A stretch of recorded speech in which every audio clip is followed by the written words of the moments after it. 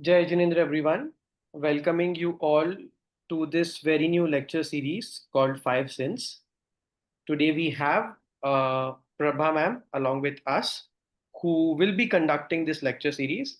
And today is the lecture one, the part one, where we will be learning about five sins.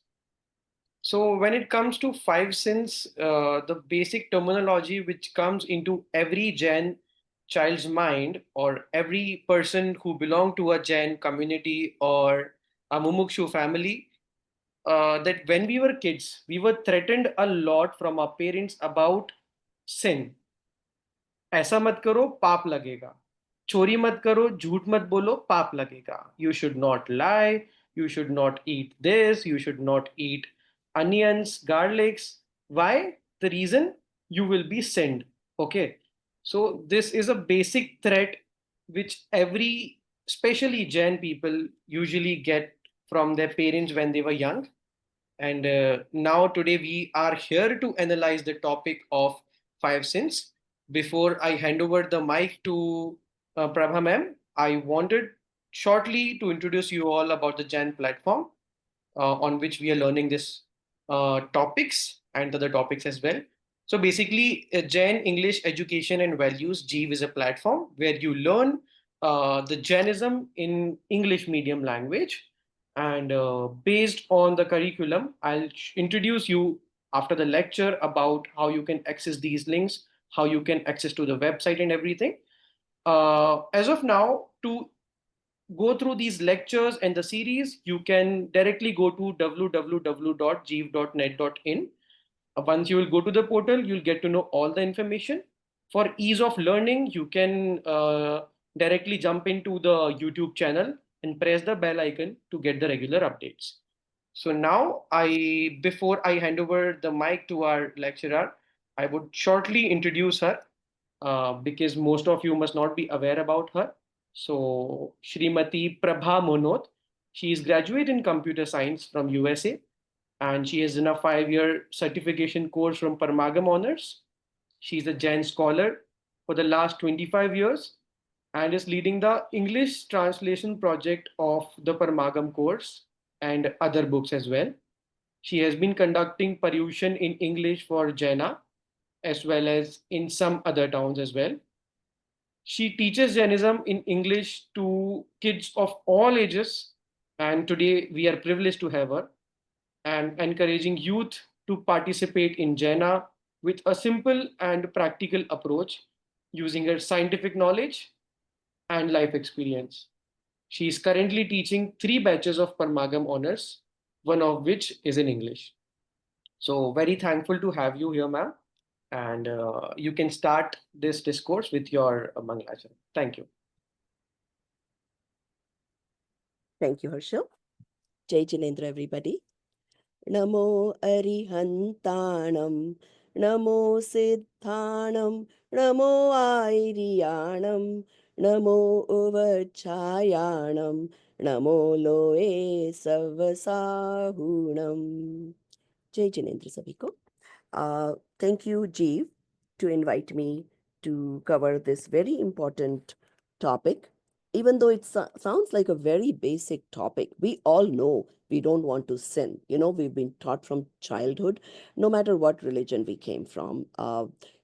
Most religions don't believe that doing violence, theft, all these are good, right? All children are taught not to do those things. But there is a lot more to it than simply not doing those sins. And that's what we are here to learn today. You know, in today's time, when you open the news channels, right, whether it's on YouTube, whether it's on your local channel, what do we see? What are the primary news you get to see? There is fire somewhere, there's murder somewhere, there is suicide, there is scams, big corporations doing scams, uh, millionaires doing fraud. That's all we get to hear. We are almost immune to it. Does it make you wonder? How does it make you feel? Why why so much negativity in this world? Why so much bad happening? And you know, unfortunately, the news channels pretty much focus on all these negative things. Every day we are bombarded with these kind of news. Maybe they have a purpose, maybe they just want to make the general public aware of what is happening and how you can prevent yourself from being a victim. But how should it make us feel? And are we almost getting immune to these news items that we listen and it doesn't even bother us anymore until it actually happens to us or our family members? Let's think about this. Why do you think we are covering this topic? We all are responsible for just me individual. I am responsible for what happens to me, not someone else.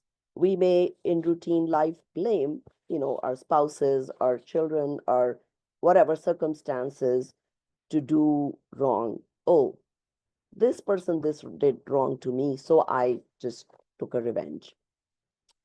But we fail to understand that it's only us who will have to bear the consequence, not someone else. And that is exactly why this topic is so important to learn in detail. It's for our own protection. We are living our own story. We are heroes of our own movie of life. And we want this hero to win, right? So that is the sole purpose of why we bring this to you. Let us look at a little movie clip of how an average, news channels, what do they look like? Of course, it's a made up. It's probably not a real thing, but just to give us an idea, let's look at it. Go ahead, Harshal.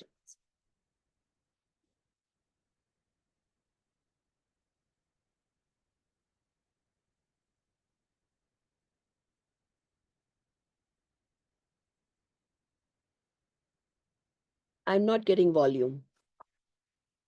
It was coming before.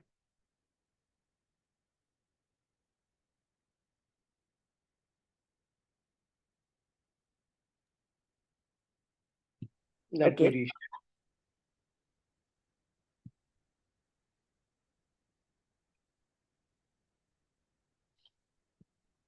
Okay. While we are waiting for Harshal.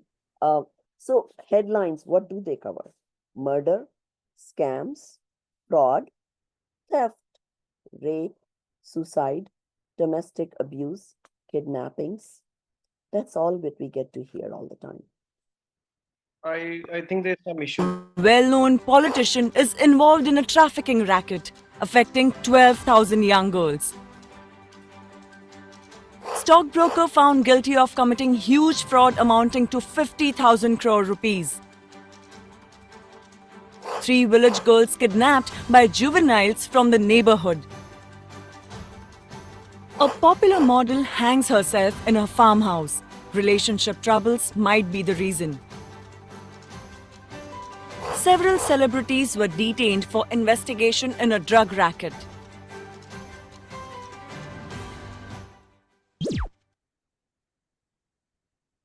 Okay, so that is what today's headlines look like, right? And, what does it make us feel? That so much of this is happening in the world? Could we be one of those? Could our child, could our relative be one of those? Some of us have experienced this. One of our friends' kids committed suicide, and you wonder what happened. Everything was going positive. They have everything on in one could dream of. Why did their son commit suicide? So let's go over some examples of the news, right? Murder. Recently, we heard the news about Kashmir terrorists, asking their religion and killing people. Cold blooded. How could they even imagine shooting somebody to death? Then, scams.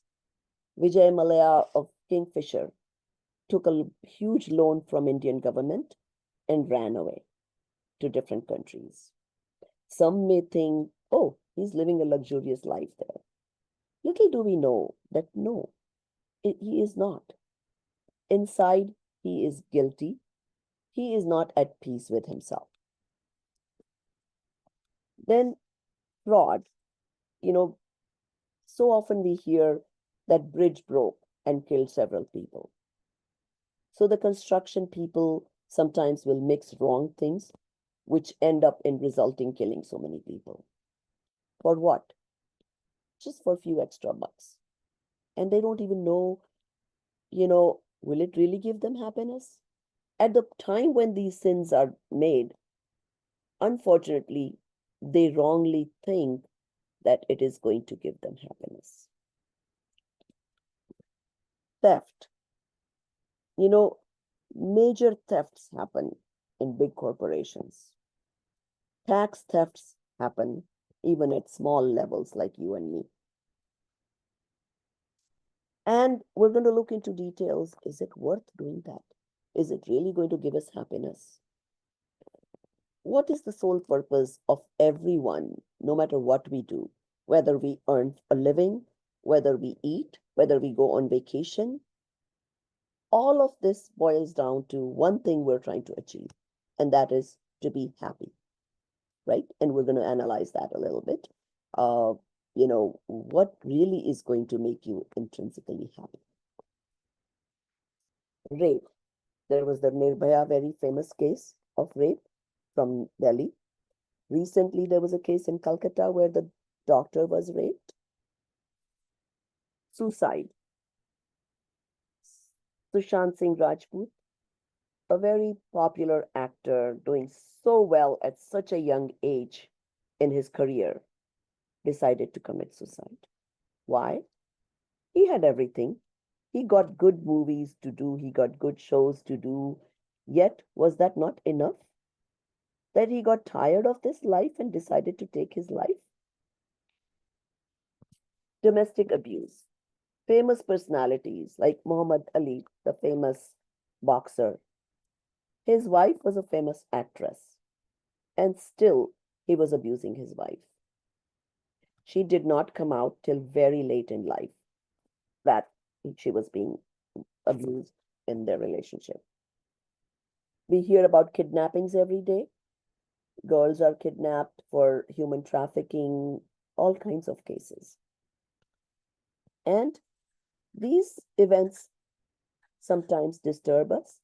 Sometimes we are immune to them. We don't even think we hear the news. Some affect us. We discuss with our friends on social events, and that's it. Do you ever wonder why these children are killing their parents?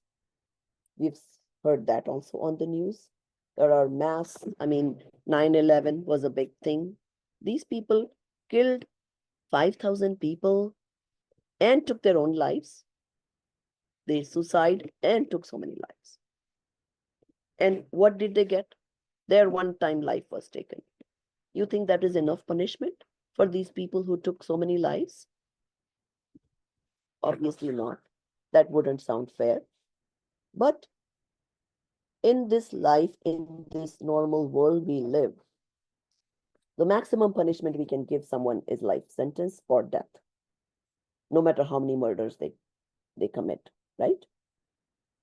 So you think there should be a law other than just this, where these people are going to be punished somewhere or the other? And yes, there is. In the universe of karmas, all the people who commit these kind of crimes, they do get their fair punishment, whether we get to see them or not, but they do, which includes us. Every little thought or deed we do, good or bad, has consequences. And such is nature, whether we believe it today or we believe that 10 lives from now. There is no other choice but to believe in that system. And if we learn it, the sooner we learn, the sooner we can protect ourselves from doing any of those things. Now, some of the causes why this happens. One of the major cause is we don't know what the consequences are going to be, right? So we don't think and commit these sins, right? Our understanding of life is delusioned. mithyatva. We don't understand karma theory. We don't understand what the consequences are going to be, why we think it'll make us happy by committing some of these crimes, and why we are not able to think of the consequences. Okay? And what do you think these suicide bombers gain out of these massacres? Unfortunately, they're brainwashed with the wrong things. And of course, those who brainwash them get punished, but they also get punished because their understanding was not correct. And why would anybody want to get involved in these crimes? You wonder. You hear these things about that they take young people, train them to do these kind of acts, suicide bombers and things like that. And we sort of feel sympathy for them because you wish they knew the reality and did not get entangled in these kind of things. And those who resort to this immoral way of life are unaware of the consequences. They indulge in these activities thinking they're fulfilling their desires to gain happiness. But do they really become happy? No. All they get is anxiety, fear, misery, shame, punishment, and bad reputation. And their future is so dark, bleak, painful, and miserable. They get narak. Narak, at least maybe we haven't seen, I could show you some pictures, but Tiryanch, we have seen the animal life forms. We see there are deer that get killed all the time, cows that are being tortured for milk, for beef. So all this animal life, we can see their pain today, right? They get jail, they get a diseased body. You see sometimes these people, they have a lifelong disease. And even if we don't see those people who committed sins getting those, but we do see other people. And you sometimes wonder, in this life, this person is so nice, never did any harm to anybody. Then why did he get this big disease or whatever very bad circumstances, tortured by other people, whatever the case may be? Have you ever wondered that? It happens, to some of the nicer people. And that is where the karma theory comes into play. That you may get the consequences of what you do wrong today in this lifetime, or it can wait till next and next and next lifetimes. So we should understand what are these immoral activities, what are these sins, and why and how can we avoid them. So let us understand this topic of 5 sins. Sins lead to intense suffering in the present and intense misery in the future. One must resolve to avoid them and follow virtuous and noble conduct. So, what are the sins? Ill thoughts, harmful words, and wrong actions responsible for driving a soul towards the wrong path, causing its downfall and thereby leading to intense misery and suffering, are known as sins. So some of you who wonder, soul, why am I mentioning driving a soul towards the wrong path? Soul is who we are.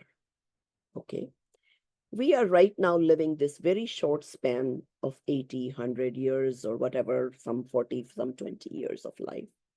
Very, very tiny part of our journey from infinity past to infinity future, right?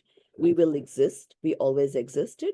We exist today, and we always will exist in the future. And that is why today our circumstances are fruits of our actions and thoughts, either just in the recent past or past several lives.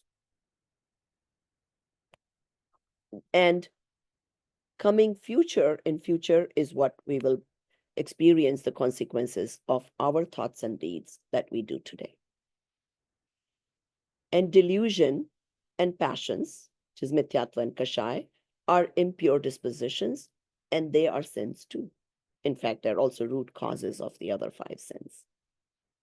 All kinds of inauspicious thoughts, words, and deeds that happen under the influence of intense passions and delusions are sins. Now, just let me point this out. I said this very quickly, but I want you to pay attention. Thoughts, words, and deeds. We are quick to see when we see the action. Somebody's killing someone, right? It's easy to say he's doing a wrong thing. What about verbal abuse to people? There is so much verbal abuse happening in schools, which lead students to commit suicides. There is so much torture going on. Kids teasing each other, which brings downfall of some weak-minded students, and they commit suicide. What about our thoughts? We can catch deeds, punish them, the law can punish them. We can maybe even catch words, kids teasing, principal may call them to the room and punish them in some ways. What about our thoughts? Who is watching those? Nobody. We are. But guess what? Every little thought that comes to our mind has a consequence. And that is very important to understand, that be very careful of what you think. If you're jealous of someone, if you think, sometimes they may not have been bad to you, but you think they were, and you think ill for them, and you never realize that that comes back and haunts you. So it's something to be very, very aware of. Now let's look at what are the main sins. There are 5 main types. Violence, injury, which is injury to other people by thought, words, or deeds. And this thought, words, and deeds applies to all 5 of them. Falsehood, telling a lie. Theft, which is stealing something, taking something that you don't own. Unchastity, that is adultery, or as called as kushil in Hindi. And then possessions, which is called parigraha. So those are the major 5 of sins. Now, why should we understand the details of it? What is the purpose? As I explained, every thought, word, or action has got its consequence. Nothing ever goes futile or in vain. So don't ever think that, oh, so what? I thought ill of that person back then, but now I think he's okay. No, back then what you thought, that consequence is going to come back to you. Good deeds will bring auspicious bondage of karmas that on fruition bears desired effects. So when we get consequences or the circumstances that we like, those are fruits of some of the auspicious karmas that we did. Evil deeds like sins cause inauspicious bondage, bringing undesirable consequences to fruition. And examples of undesirable consequences could be getting an illness, getting a major loss in business, your house setting on fire. There are so many things. We all have gone through consequences that were not, pleasing to us. It might appear that cruel sinners like terrorists get away without adequate punishment. They may have killed so many and they only got one saja. Or even these murderers in the Kashmir event, one person probably killed multiple people and they only got shot once, right? Or if they're taken to the law system, they are, only punished. But this is not how the law of karma works. If the sinners do not face the consequences in this birth, they will do so in several consequent births. And to prove this, we have this example of this flight that just came down and killed 240 some people, right? A lot of people wondered why all these innocent people all had to die at the same time. A lot of them were just average, normal people making a living, taking their families back to London. What's wrong with that? They were all normal people. What did they do wrong to have to be killed in such an incident with no fault of theirs? It sounds like no fault of theirs. Now, let me correct that. It is not. It is their own fault that this consequence happened to them. Why did it not happen to that one person who was able to walk out? That door automatically opened for him, and he was on the wing and he could completely just easily walk out, right? Yes, there are several theories. That was not his time yet, whatever. But it all boils down to karmas. And these are no real miracles that somebody did not make it to that flight because they did not have that karma to get this kind of fruit. And we may say, oh, there's some God sitting up there and preventing this person to not go. There can be several theories. But what we learn out of it is that, yes, it's our own doing that gives us those kind of consequences. Because the soul never dies. And it takes its remaining balance of good or bad karmas with it in the next birth. That is why it's one's best interest to understand sins and avoid them to their best ability. And how would you do that? You really want a system where you understand so those things naturally don't happen. You naturally don't feel like committing those sins. Not that you have to prevent yourself. Of course, you should try to prevent yourself. We teach our children not to pluck flowers, little things like don't even kill an ant, don't even walk on grass. Those are just to give our children this feeling of compassionate living. But the deeper meaning lies in teaching them the moral science behind it, preventing them from doing bad deeds, which will result in bad consequences. So, major things like violence, falsehood, theft, unchastity are also punishable by law and condemned in society, but only if they get caught, mind you.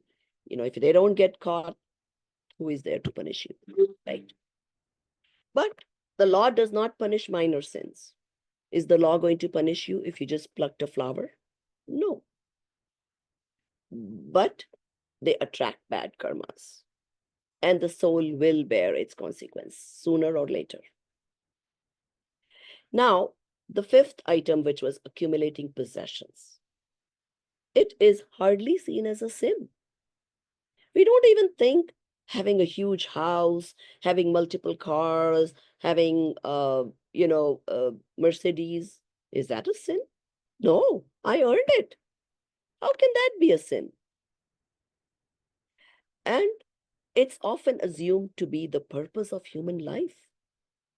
We, we raise our children telling them, you should study well so you can make it to good schools, study well, go to better colleges so you can get better jobs, and eventually what does it result into? Making more money, right?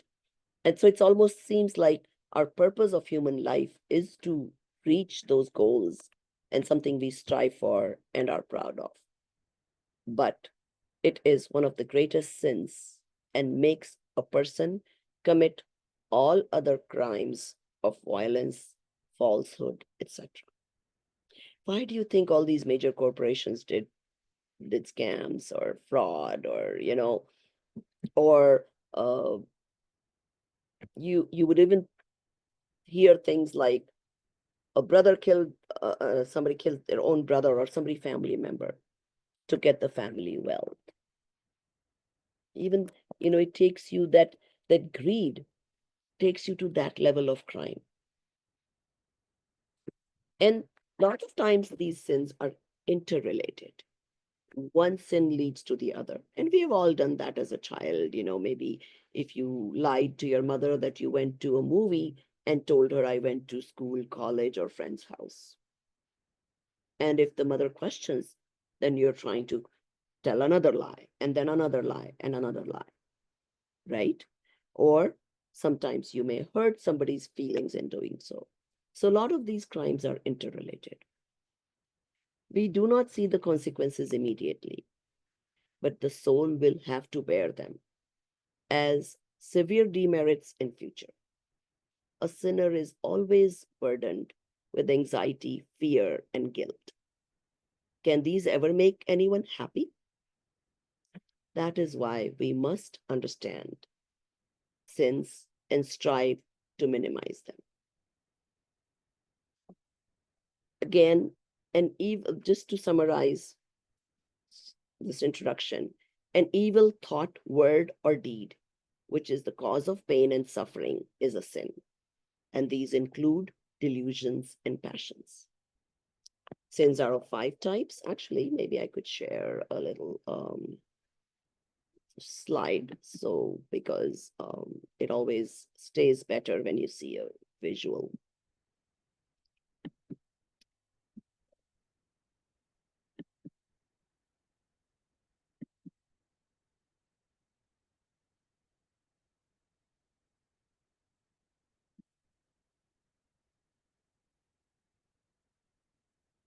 Okay, are you all able to do this?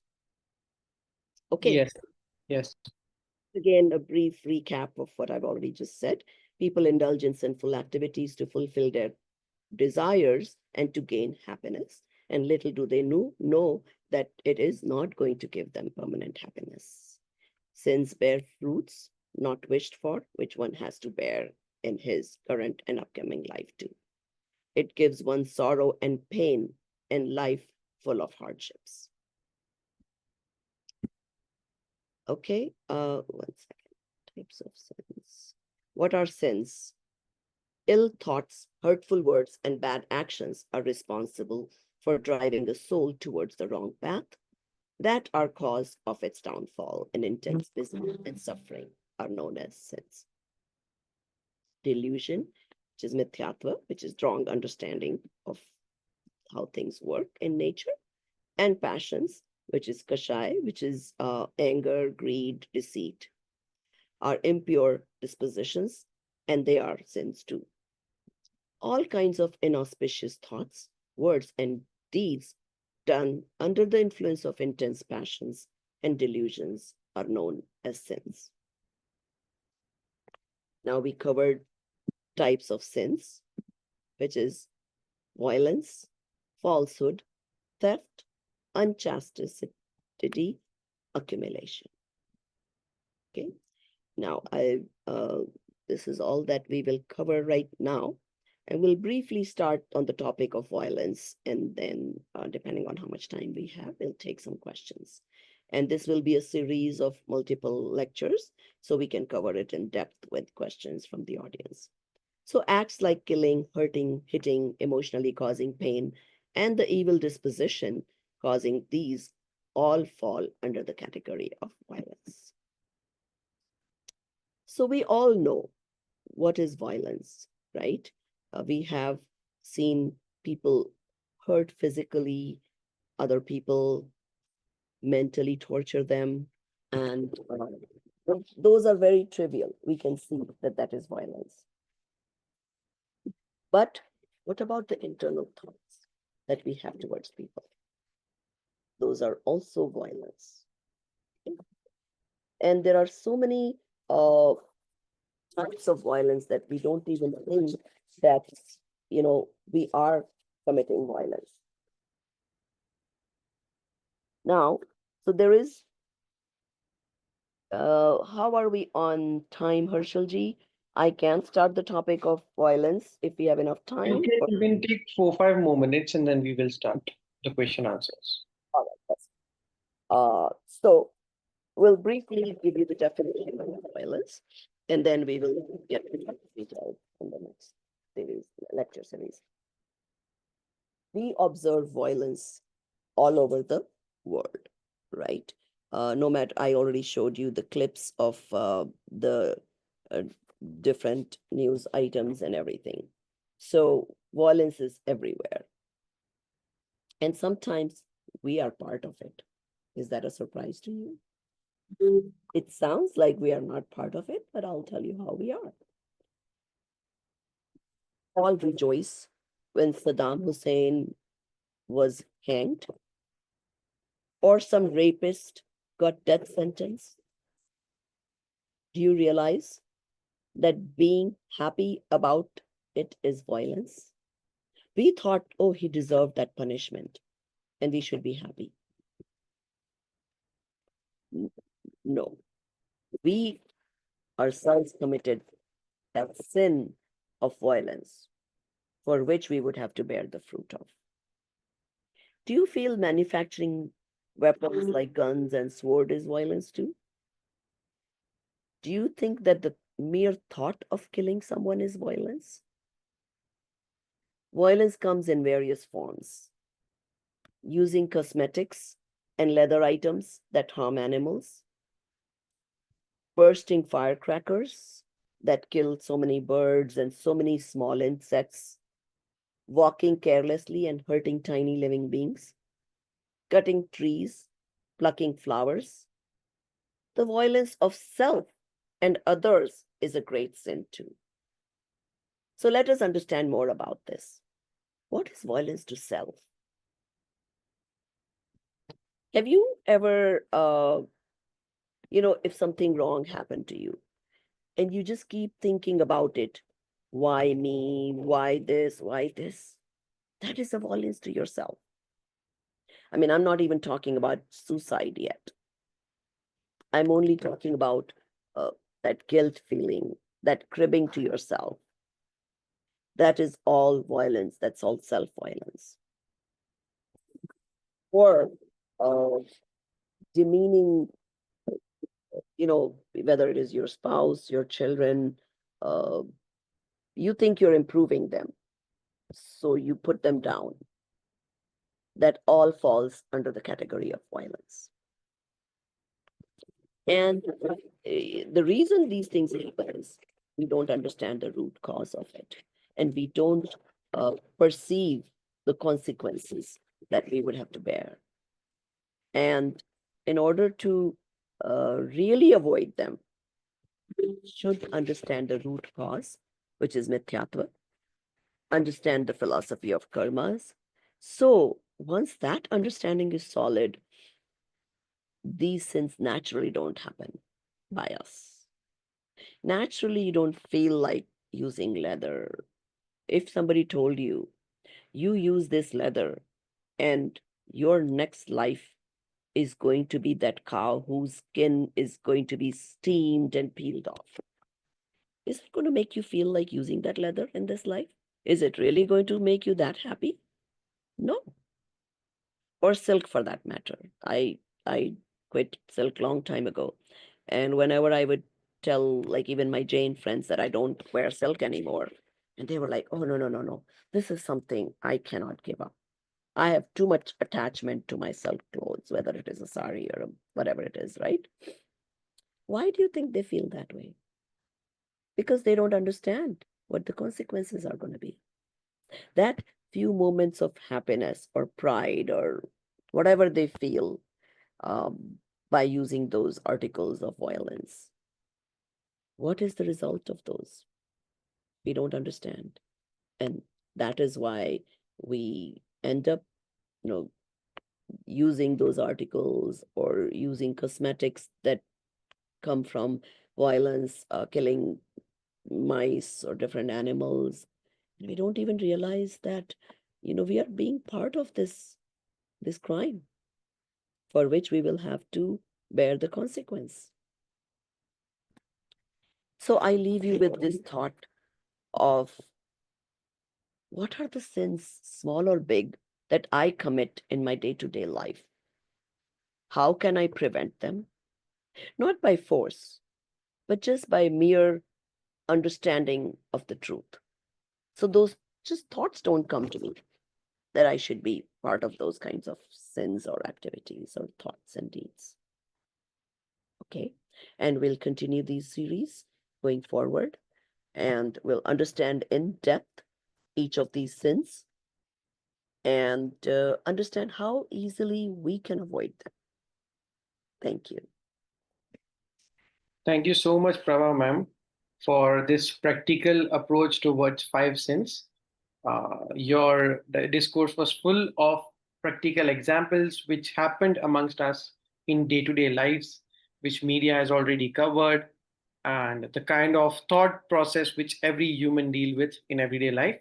And this kind of approach really helped to learn such topics since these are very important: delusion, five sins, and everything. So, since this is an interactive session, now I request the audience if you have any queries related to this topic, five sins, which we have covered today, and something surrounding this, revolving this topic, you can feel free to ask or discuss. And if you want to give any feedback related to any example at any point, add any comment, feel free. Anyone from the audience? I would like to request that we all turn our videos on so I can see you. And this way, it's more interactive, and you can bring up any questions you have.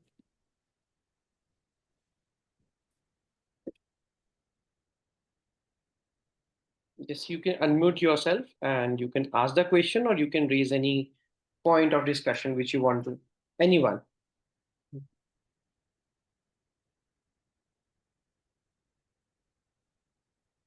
Yes. Hi, I'm just going to start. Thank you, ma'am, again. I'm one of our students from another class. So we've gone through this before in our previous lessons, but I wanted this group to start thinking about certain things that I thought of, especially when it comes to children. We generally feel like whatever we are doing for our children, it's for their betterment, but we forget that we are still committing sin if we are doing it with a lot of rag and dvesh, like ma'am pointed out, even if it is still an act of violence for ourselves, first of all, because of the anger that we are feeling. And then for them, if they have some ill thoughts towards us. So, the best way, ma'am, what would be the best way, according to you, to manage the upbringing of a child? Yes, I totally understand. We all go through that dilemma in day-to-day life, right? I have raised two boys, and with just like any mother has challenges, you want to raise them to the best of your ability with a moral lifestyle.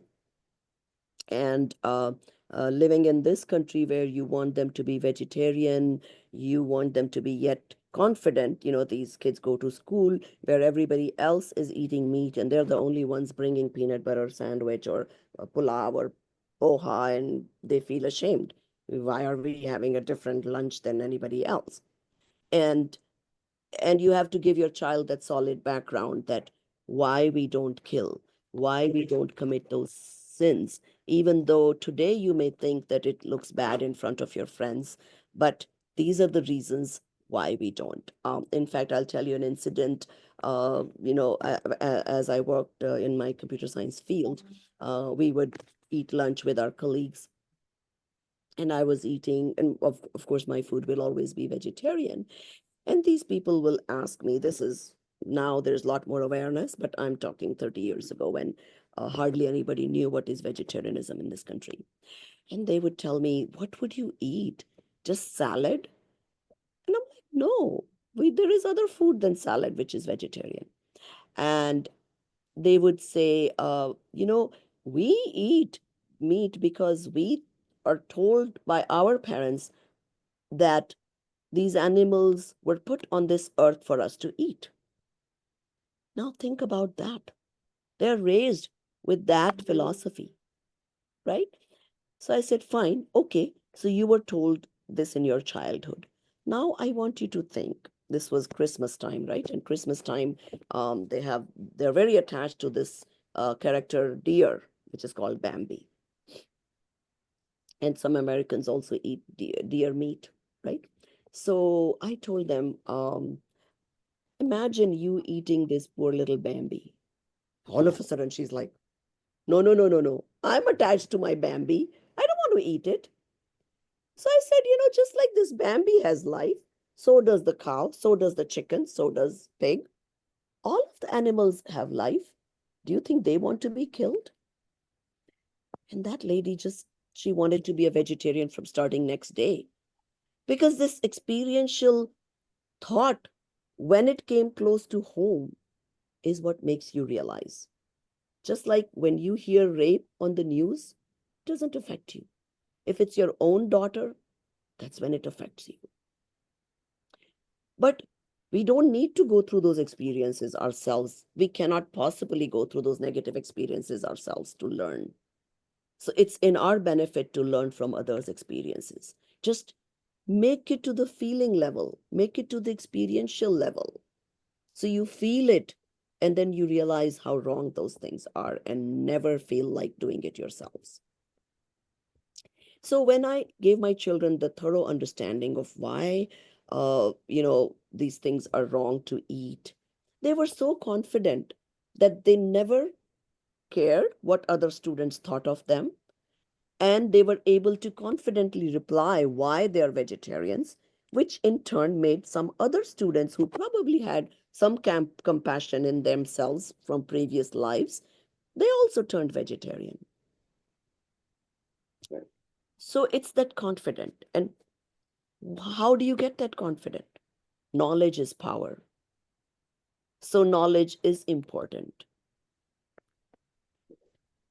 Thank you, And ma'am. when it comes to, we will have challenges. We want our kids to do something. Sometimes we want to scold them, sometimes, but we must understand that yes, it is violence for us. That'll prevent us from kind of holding back. Yes, I Yeah, will tell my child once or twice, and eventually, if he doesn't listen, so be it. He's still a separate soul than me. I'm going to bear fruits of my own deeds. He's going to bear fruits of his deeds. So at some point, you have to separate that. right. Okay, Thank Swechha. you for the explanation, ma'am. Now, Swechha ma'am can ask a question as well.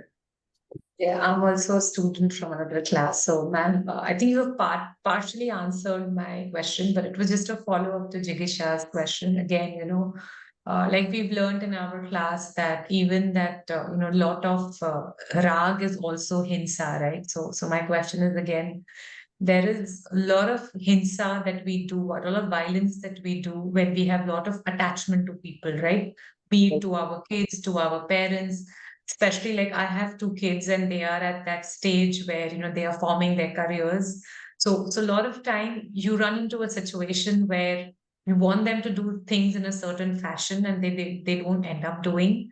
And in your attachment, you go through a lot of, emotional ups and downs, and then in that attachment you end up going through a lot of things, right? And you realize that you end up doing a lot of lot of violence, in the sense, Yeah. not physically, but because of your rag you go through a lot of turmoil.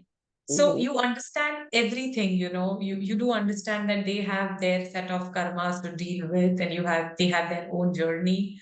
But the whole thing is, how do you deal with it? So while you understand a lot of things, Mhm. it is very difficult to apply it when the situation comes. So I really want to understand, And that is the whole trick of how why what we are doing these tools, lecture series. yeah. Understand it to that level that when that situation occurs to you, you would be able to make that right decision, minimize your sin level. Okay. So let me give you an example. Let us say you trained your children to be vegetarian, good kids, whatever. Now they've turned 18, went to college, they're busy with their careers. Your duty is done.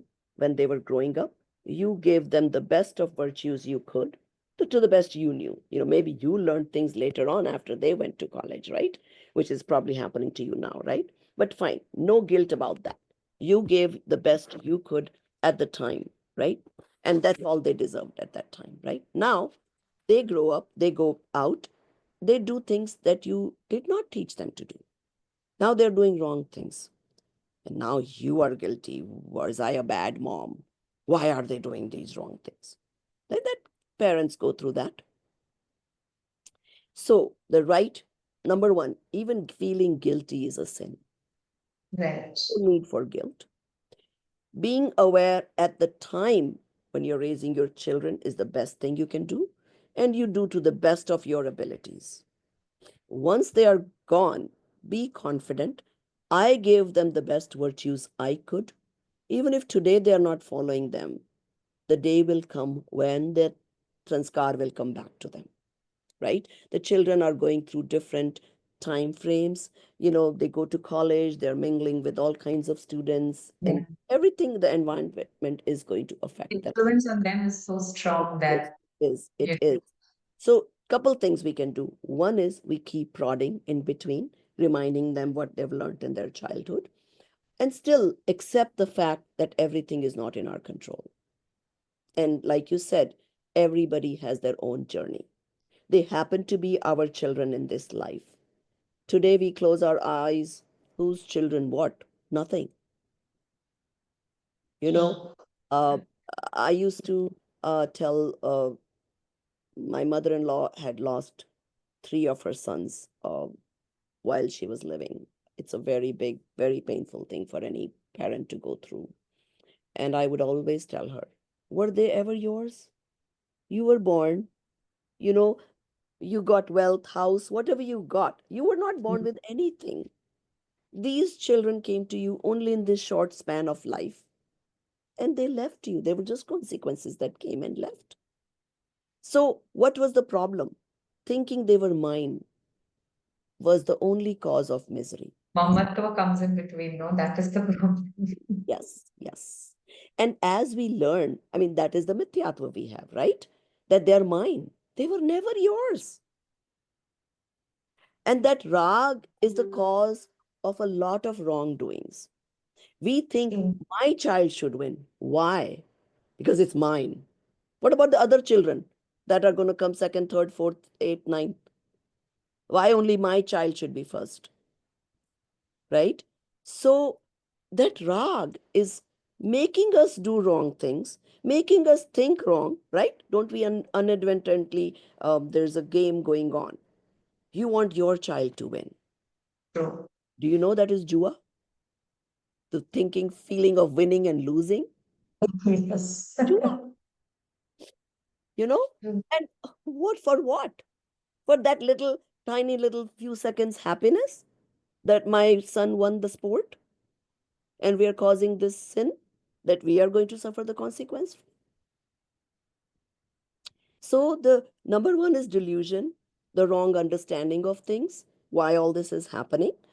And again, same, they're all connected, like I said. Rag is connected, which is why we hurt our kids if they don't do the right things, because they're my kids. We have rag towards them. We don't bother other neighbors' kids, even if they're doing wrong things. And rag only goes away once we have the correct understanding, once we get rid of the delusion that we are living in. Right. Perfect. So, Yeah. Okay. yes. Thank you. Thank you for the answer. I guess we have one more query from Saurabh ji. You can also raise it.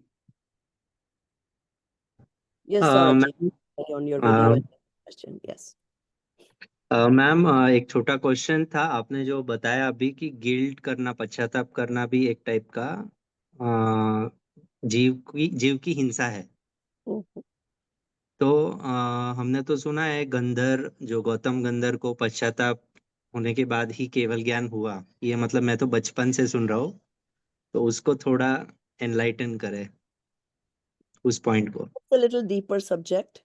वो okay कहने में आ सकता है, it can be said that they felt guilty. Yes, we do have our rituals, pratikraman, pratyakyan, to ask for forgiveness of something you did and you realize that you made a mistake. That still holds true. But further advancement of that, and in Gandhar's case especially, what happens is they don't associate themselves with any of those things. They separate themselves as the soul dravya and are separate from the paryaya. Everything happens in paryaya, in the temporary mode of the soul. Nothing happens in dravya. And once you separate those two, then you are not affected by what is happening in the paryaya. Yes, you are affected, yet not affected. It's of course, there's a lot more details to it. And that is what I'm talking about. Because guilt is, there's a difference between guilt and thumbs down. You don't approve of what wrong happened by you. It's okay to not approve because we realize that that was not a good thing to do and we don't approve. Guilt takes you to emotional distress, and it's like a hurt to yourself, and you don't want to get there. Yes, you understood this now. I did these things wrong in the past. Now I understood they're wrong. So now, even if they happen by me, I don't approve of them. And you keep progressing in your life. You know, your उसमें life just, उलझना नहीं है मतलब what's that? मतलब उसमें उलझना नहीं है, बस एक बार Yes. समझ के आगे बढ़ना। Guilt nahi hona doesn't mean that you approve. It's okay to do those things. No, never. Okay, That's not what it means. Okay. thank you. Thank you for your queries. I will just conclude by adding one more point to Shwecha ma'am's query which she raised. So definitely, we have only covered up the most Vyavhar part of Hinsa, since we have other lectures also. So we will cover the Nishchay part as well. Ma'am will cover it. And there is a granth called Purushar Siddhyupay. There Acharya has mentioned about आत्मा के प्रदेशों में मोह राग द्वेष का उत्पन्न होना ही हिंसा है. So the emergence of attachment, love, and hatred in the space of soul is violence, and vice versa is non-violence. So yeah, I think we can discuss more on it in the further lectures since we are running out of time. But yeah, that was a good point raised, and very happy to see active participation from the students we have today. And yeah, I guess you're done with the And session. in So our next lecture, when we talk about violence, I will be talking about the books that can be read to further, get into the details of these topics. perfect, I perfect. had them today, but they were not relevant for today's introduction. So, Yeah. Since we have the lecture series to be continued, so we will be having further aspects of this topic since it is a vast topic. So at last, let me just share my screen showing you all, since we have very many new faces today. So let me shortly introduce how to access these lectures. So this is Prabha ma'am's lecture. Similarly, if you want to access to other lectures as well, what you can do is I've summarized in a 4-pointer format. Number one, visit Jeev website. Under the section resources, navigate to the topic you want to explore. Let's see here, we have highlighted the 5 sins since we are on this stage. If you want to access to 7 vices, you can go here. If you wanted to access to delusion, you can go here. Once you will go there, it will pop up, and it is already mentioned 1 on 4. So once you open the lecture, click on the topic, you will come to know, you'll receive a link to access the course.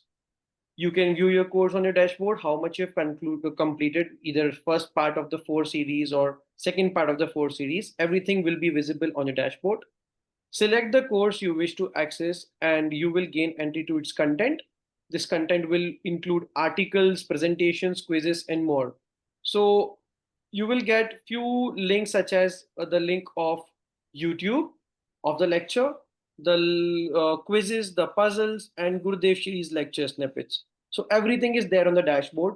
If you have any query related to it, you can just shortly reach out to us on support@jeev.net.in, and you can also access to our social media channels. And any query, you can drop down the comment and we will just come back to you. Or you can go to the website, call on the number. Every query is entertained. And this is a very beautiful platform designed for the English learners people. So please take the advantage of it. And yeah, for Jinwani Suti, Prabha ma'am. I'll say the Jinvani Stuti in Hindi, but I'll then translate it. Okay?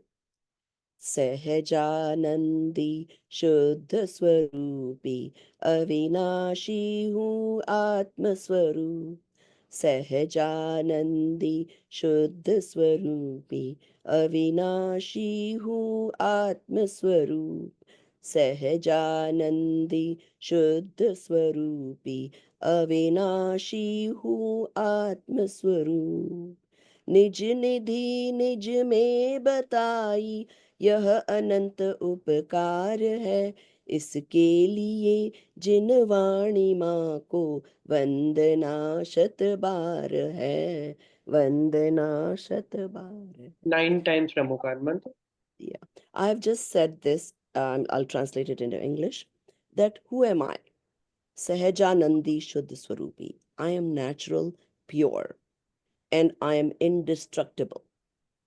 So I remind myself that that is who the real me is. I am just, I let it be, just natural flow, pure and indestructible. And where did I learn that from? From the Jinvani, the Vani that came from the pure souls. And that's why I'm thankful to those scriptures that taught me who I am. Thank you. Thank you. We'll conclude with the 9 times Pramukar mantra. Namo Varyaparam, Namo Siddham, Namo Aryanam, Namo Vijayam, Namo Vasavasahanam.